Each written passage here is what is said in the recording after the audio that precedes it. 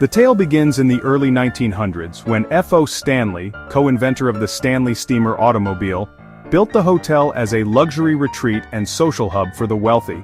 At the time, Stanley was battling a severe resurgence of tuberculosis. The most recommended treatment of the day was fresh, dry air and plenty of sunshine. He and his wife, Flora, arrived in Denver in March. On the advice of Dr. Sherman Grant Bonney, they moved to the mountain town of Estes Park for the summer. Stanley's health improved so dramatically that he decided to return every year. Deeply grateful for his recovery and enchanted by the beauty of the valley, he eventually built the Stanley Hotel. He lived to the age of 91, passing away from a heart attack just 1 year after Flora. But the history of the land began even earlier.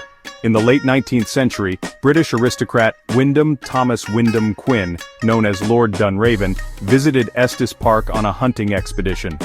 Enamored by the landscape, he bought 15,000 acres of the valley, turning it into his own private game preserve.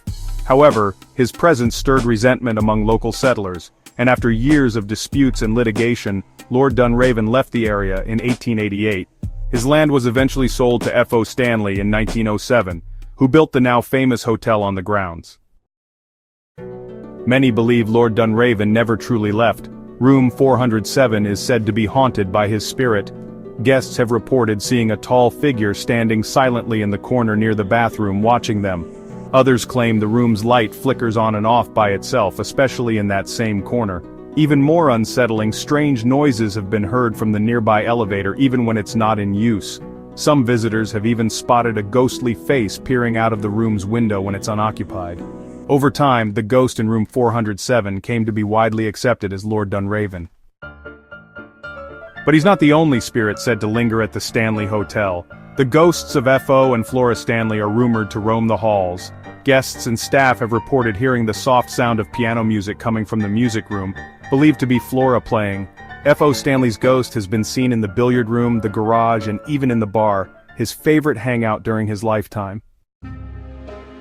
The hotel's eerie reputation gained national attention in the 1970s when author Stephen King stayed there. At the time, he and his wife were the only guests, as it was the off-season. During his stay, King had a vivid nightmare that inspired his iconic horror novel, The Shining.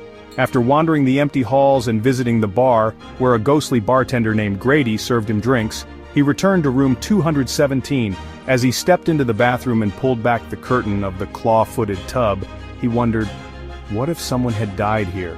In that moment, the idea for the novel took hold.